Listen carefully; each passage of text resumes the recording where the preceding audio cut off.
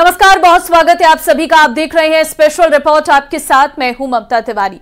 सूरत की पुलिस को बड़ी कामयाबी हाथ लगी है। सूरत पुलिस ने सिरोही के बांट गांव से 4 चोरों को गिरफ्तार कर 4.5 करोड़ रुपए से अधिक का हीरा बरामद किया है, जिसे चोरों ने बड़े ही शातिराना अंदाज में हीरा कारोबारी के शोरूम से चुराया था। देखिए रिपोर्ट।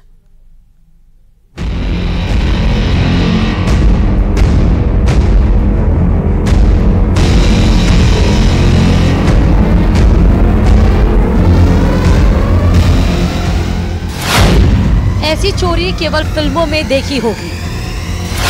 असली हीरे को बदला नकली से। 4 करोड़ 50 लाख से ज्यादा डायमंड की कीमत। पुलिस ने चोरों की साजिश पर फेरा पानी। बेचने से पहले पुलिस के हत्थे चढ़े। चोरों ने तो चोरी पूरी ही शातिराना अंदाज से की, लेकिन पुलिस की सतर्कता के आगे उनकी सारी प्लानिंग फेल हो गई। चोरों ने सूरत में एक नकली हीरे को असली हीरे में बदलकर एक व्यवसायी को 4.5 करोड़ से अधिक का चूना लगा भी दिया था, लेकिन इससे पहले वो असली हीरे को ठिकाने लगा पाते वो पुलिस की गिरफ्त में आ गए और पुलिस ने सिरोही जिले के बांट गांव निवासी दलपत पुरोहित के चूल्हे में दबाकर रखे हुए हीरे को बरामद कर दिया। पुलिस ने दलपत को गिरफ्तार कर लिया है, जबकि फरार चोरों की तलाश में दबिश दे रही है। वो हार्ट शेप का डायमंड है। वो एक ही डायमंड है जिसकी कीमत 4.5 करोड़ रुपए होती है। पुलिस ने काफी मेहनत से डायमंड भी कब्जे में लिया है और साथों साथ जो सीवीडी डायमंड था वो भी पुलिस के पास है। इसके साथ जो आरोपी है उसकी भी पुलिस ने गिरफ्तारी की है। चोरों की इस गिरोह ने 10.08 कैरेट के असली हीरे को चेक करने के दौरान असली हीरे की जगह एक नकली हीरा रख दिया था। हीरा कारोबारी चिराग शाह को जब इस ठगी का पता चला था तो उनके पैरों के नीचे जमीन खिसक गई। उन्होंने तुरंत पुलिस की मदद ली। हीरा मिलने के बाद कारोबारी पुलिस वालों का आभार जता रहे हैं। करीब 15 दिन पहले स्टोन के लिए इंक्वायरी आई थी, जो नॉर्मली रेपनेट पे रहता है, कोई भी देख सकता है कि बिजनेस में इंटरेस्ट हो। फिर 15 दिन के बाद ये स्टोन चेक करने के लिए आया और चेक करने के टाइम उसने स्टोन चेंज कर दिया। जो थोड़ी देर में पता चला उसका नंबर चेंज हुआ था। तभी उसको फोन किया तो उसने बोला कि मैं आ रहा हूं। फिर उसका फोन स्विच ऑफ कर दिया उसने। तब पता चल गया कि स्टोन का चीटिंग हो गया है, मतलब चेंज कर दिया है उसने। उन लोगों ने बहुत मेहनत की, डे नाइट देखा नहीं है, और उनकी अथाग मेहनत की वजह से within a week I can get diamond back. हीरा है सदा के लिए, ये लाइन तो आपने सुनी होगी, लेकिन अब इन चोरों के सामने केवल जेलों की सलाखें ही रहेंगी। न्यूज़ 18 के लिए सिरोही से प्रतीक सोलंकी की रिपोर्ट। हर साल की तरह उत्तराखंड और हिमाचल प्रदेश में बारिश ने आफत मचाई हुई है और इन राज्यों में लगातार हो रही बारिश के कारण जनजीवन बुरी तरह से ठप हो गया है। उत्तराखंड से जहां लगातार लैंडस्लाइड की घटनाएं सामने आ रही हैं, तो वहीं नदियां भी अपने रौद्र रूप में दिखाई दे रही है। देखिए रिपोर्ट।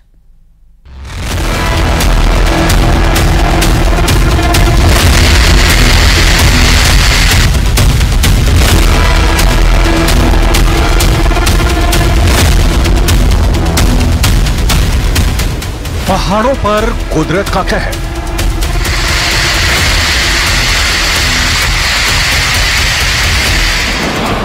हिल गई धरती, खिसक गई जमीन।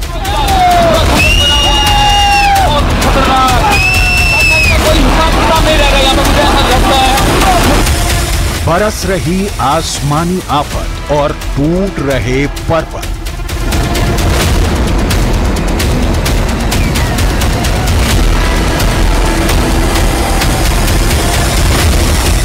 पहाड़ों से मैदान तक सैलाब ही सैलाब।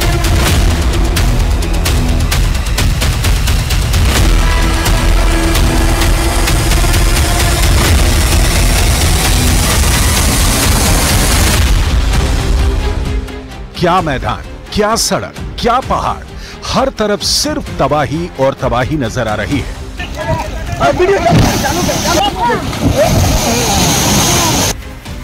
जहां उफनती नदियां मैदानी इलाकों को अपने आगोश में समेटने की जिद पर हैं, तो वहीं दरकते पहाड़ सब कुछ तबाह कर देने पर आतुर हैं। उफनती नदियों के सैलाब की तस्वीर हो या फिर खिसकती जमीन और दरकते पहाड़ों की तस्वीर,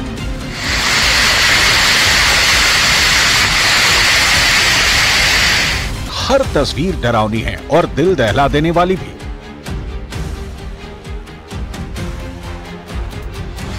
हिमाचल प्रदेश के लाहौल स्पीति से सैलाब की एक ऐसी तस्वीर सामने आई जिसने दिल की धड़कनें बढ़ा दी। पहाड़ से उफनती नदी के साथ पत्थरों का सैलाब बहता दिखाई दिया। बेहिसाब वेग के साथ पहाड़ से पत्थर मलबे के रूप में गिरते दिखे, मानो वहां पत्थरों की नदी बह रही हो।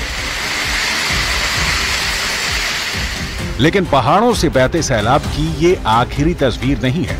उत्तराखंड का हर जिला बेहिसाब बारिश से बेतरतीब हो रहा है। जगह जगह लैंडस्लाइड हो रही है, जमीन खिसक रही है और पहाड़ों से गिर रहा मलबा अपने साथ सब कुछ तबाह कर देने के लिए बेताब दिखाई दे रहा है।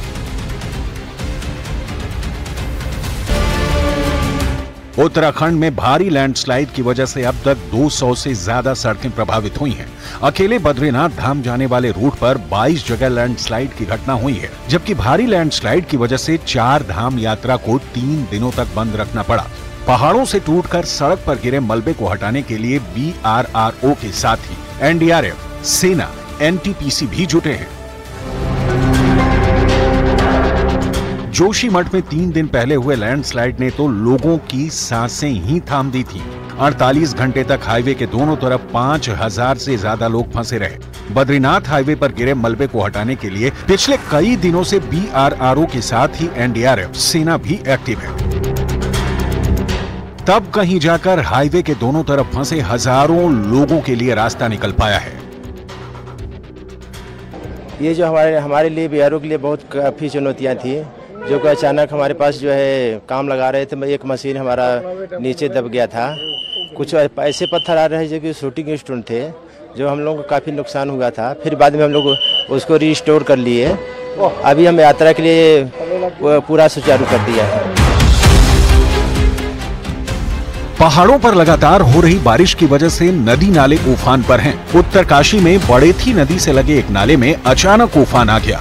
पहाड़ों में बारिश के बाद ऐसे हालत कई जगह देखने को मिल रहे हैं।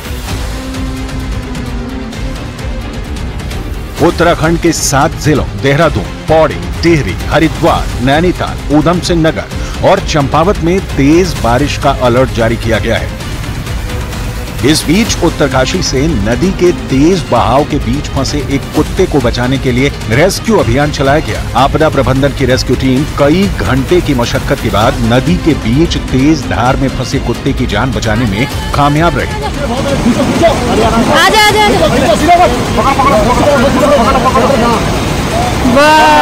बहुत बढ़िया। उत्तराखंड और हिमाचल में बारिश का मौसम लोगों के लिए मुसीबत बन चुका है। इन राज्यों में लगातार हो रही बारिश के कारण लोगों का जीवन बुरी तरह से प्रभावित है। लगातार बारिश की वजह से उफनती नदियां और पहाड़ों के टूटने की घटनाओं की वजह से हर वक्त बड़ा खतरा बना हुआ है।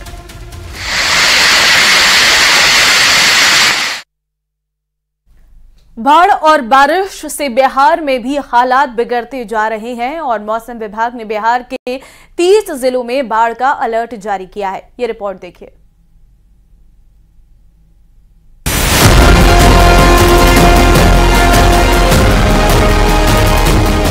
बिहार के कई जिले इस वक्त भीषण बाढ़ की चपेट में हैं। गंगा, महानंदा और कोशी में उफान के चलते तटवर्ती इलाकों में जनजीवन पूरी तरह से अस्त व्यस्त हो चुका है। और बिहार के रोहतास जिले से सबसे ज्यादा डरावनी तस्वीरें सामने आई हैं, जहां तुतला भवानी वाटरफॉल में अचानक आए उफान से कई लोगों की जान मुश्किल में आ गई। अचानक हुए तेज बहाव में कई पर्यटक फंस गए, जिसके बाद वन विभाग की रेस्क्यू टीम ने बड़ी मुश्किल से सभी को निकाला। रस्सी के सहारे लोगों का रेस्क्यू किया गया। बिहार में नदियों में आए उफान से बर्बादी की एक और तस्वीर को दिखाते हैं। गंगा, महानंदा और कोशी नदी से घिरे कटिहार के कई इलाकों में इस समय कटाव हो रहा है। कटाव के कारण लोगों की खेतीहर जमीन नदी में समा रही है और खेत के बाद अब लोगों के आशियाने पर भी खतरा मंडराने लगा है। हालात को देखते हुए लोग मजबूरी में पलायन कर रहे हैं। कि कटो तो चला रहा है, हमारा घर के बगल में कट गया, अब घरों जाएगा हमारा। आपदा में मतलब जो है कमाई का जरिया ये बन गया है। इससे हमारे गांव का कोई बचाव नहीं होगा। हमारा गांव दिन प्रतिदिन जो है कटता गया। बिहार के सहरसा में बाढ़ के बीच हैरान कर देने वाला एक नजारा दिखा, जहां सहरसा में बाढ़ के बीच एक नाव पर सवार होकर कुछ शिक्षक स्कूल जाने के लिए निकले थे, लेकिन इस दौरान वो नदी में भटकते रहे और करीब 2 घंटे तक ये शिक्षक नदी में फंसे रहे, जबकि नाव से नदी पार करने में सिर्फ 45 मिनट लगता है। बावजूद इसके ये शिक्षक 2 घंटे पानी में भटकते रहे। बताया गया कि मौसम खराब होने की वजह से नाविक को नदी के किनारे का पता नहीं चल पाया, जिसकी वजह से नाव भटकती रही।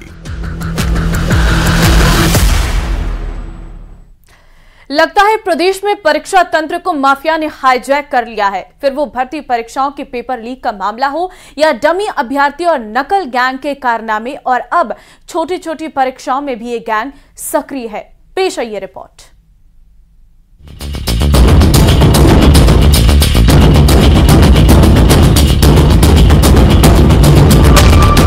पिछले कुछ सालों में हुई घटनाओं से ऐसा लगता है परीक्षा तंत्र माफिया के हाथों में है।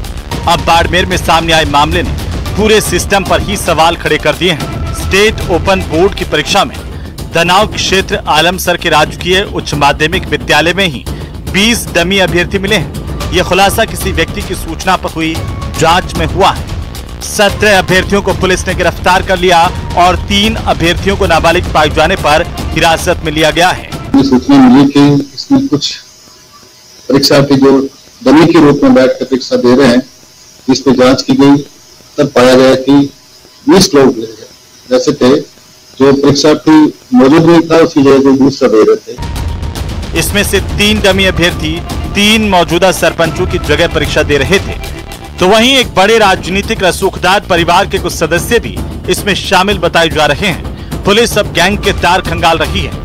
निश्चित रूप से राजनीतिक रूप से जो भी अभी हो सकता है, कोई सरपंच हो या आने वाले इलेक्शन में कोई इलेक्शन लड़ने वाला हो, वो भी अभ्यर्थी हो सकते हैं जो डमी के रूप में जगह परीक्षा दिलवा रहे हैं, उनके खिलाफ भी कठोर कार्रवाई की जाएगी। धन्यवाद। लगता है अब स्टूडेंट्स को अपनी काबिलियत पर भरोसा नहीं रहा, इसीलिए परीक्षा माफिया पनप रहा है। वहीं काबिल स्टूडेंट्स का सिस्टम पर से भरोसा डगमगाने लगा है। अगर सरकार अभी भी नहीं चेती तो पूरे तंत्र पर यह माफिया कब्जा कर लेगा और वे ही युवाओं की तकदीर लिखने लगेंगे। बाड़मेर से न्यूज़ 18 के लिए प्रेमदान देथा की रिपोर्ट।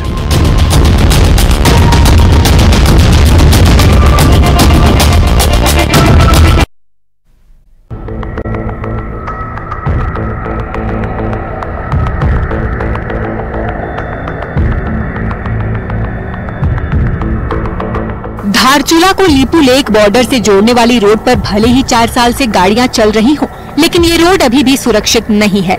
खासकर बारिश के सीजन में इस रोड में सफर करना मौत को दावत देने से कम नहीं है। 80 किलोमीटर की लीपू लेक रोड पर एक नहीं बल्कि दर्जनों जगह पर बोल्डर्स की बरसात होती है। ऐसे में जहां रोड कई दिनों तक बंद रहती है, वहीं स्थानीय लोग हो या फिर सैलानी कोई भी हादसे का शिकार हो सकता है। रोड की बदहाली को देखते हुए प्रशासन ने आदि कैलाश यात्रा पर रोक लगा दी है। ये आदि कैलाश यात्रा ये धारचूला से आगे ये जो रोड है ये अंडर कंस्ट्रक्शन है, तो मानसून के वजह से कई जगह ब्लॉकेज है, भूस्खलन हो रहा है, कई जगह रोड बंद है। इस वजह से ये अनस्थायी रोड है। जैसे रोड सुचारू हो जाएगा इसके बाद ये रोक हटे। सीजन की पहली बरसात में ही ये रोड दर्जनों जगह बंद हो गई है। यही नहीं, कई किलोमीटर तक बॉर्डर की रोड भारी भरकम बोल्डर से पटी है। बीते सालों में भी मानसून सीजन में ये रोड बदहाल ही नजर आई थी।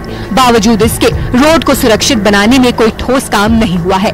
इस साल आदि कैलाश यात्रा को लेकर देश भर से भारी संख्या में सैलानी पहुंचे थे, जिनके आने का दौर अभी भी जारी है, लेकिन रोड की बदहाली ने सैलानियों को निराश कर दिया है।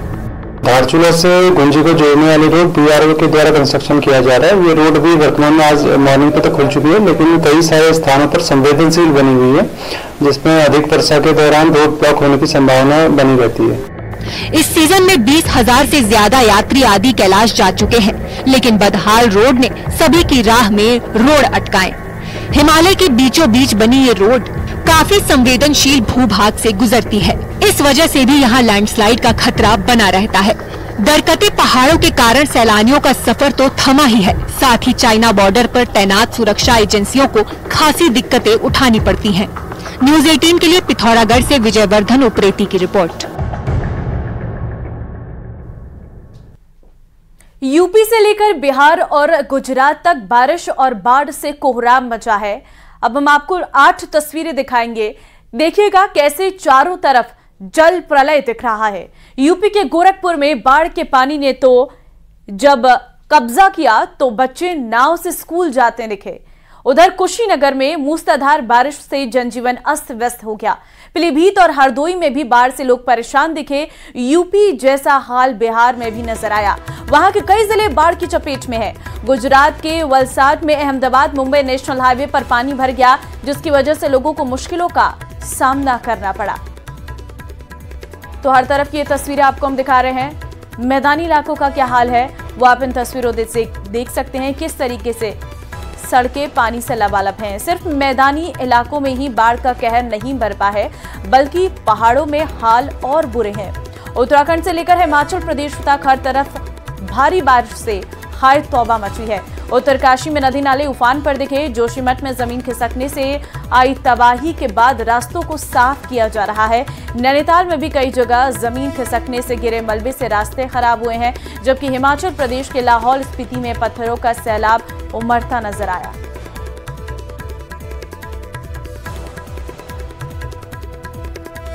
तो पहाड़ों से लेकर मैदान तक हर तरफ त्राहिमाम मचा हुआ है। अलग अलग तस्वीरें हम आपको दिखा रहे हैं, जहां पर आप देख सकते हैं कैसे पहाड़ी इलाकों में हाल बेहाल नजर आ रहा है। हिमाचल की बात कर ले या फिर उत्तराखंड की बात कर ले, अलग अलग जगह तस्वीरें वही हैं, जहां पर कहीं पहाड़ दरक रहे हैं, कहीं पत्थरों के गिरने का सिलसिला रुक नहीं रहा है, कहीं बारिश के चलते लोगों का जनजीवन अस्त व्यस्त हो गया है। बाढ़ ने तबाही मची हुई है, रास्ते बंद हो गई हैं और रास्तों को खोलने की कवायद लगातार की जा रही है।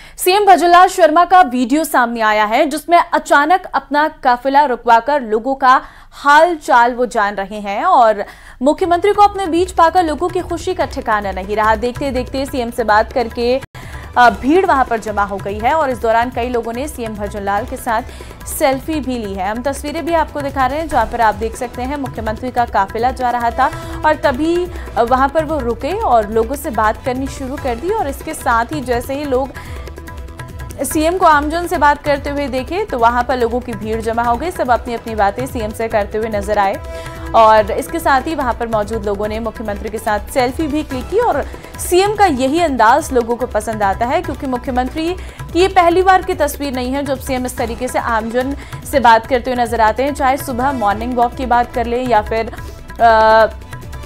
सीएम जब लोगों की परेशानी सुनने के लिए अपने आवास पर दरबार लगाते हैं, वो तस्वीरें देख लें। प्रोटोकॉल तोड़कर जनता से मिलना, ये सीएम की जो आदत है वो साफ तौर पर कई बार नजर भी आई है। और इस बार भी हालांकि लोगों ने भी अपनी अपनी बातें सीएम तक पहुंचाई और कई लोग तो फोन में उनकी तस्वीर कैद करते हुए नजर आए और सेल्फी भी लेते हुए नजर आए।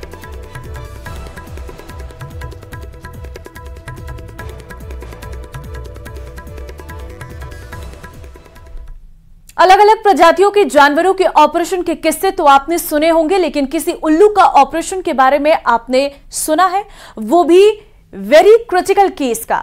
यह खास ऑपरेशन हुआ कोटा के पशु चिकित्सालय में। यहां उल्लू के पंख की जटिल सर्जरी कर उसे ऑर्थोपेडिक इम्प्लांट किया गया है।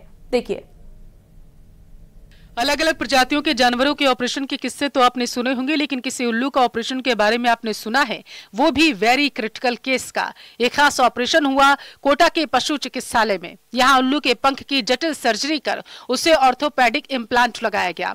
घायल उल्लू के पंख की हामरस हड्डी में कंपाउंड फ्रैक्चर था। घाव में विक्रिल धागे से टाके लगाए गए, जिसको काटने या हटाने की जरूरत नहीं होती है। करीब 1.5 घंटे तक उल्लू का ऑपरेशन चला और उल्लू पूरी तरीके से अब सुरक्षित है।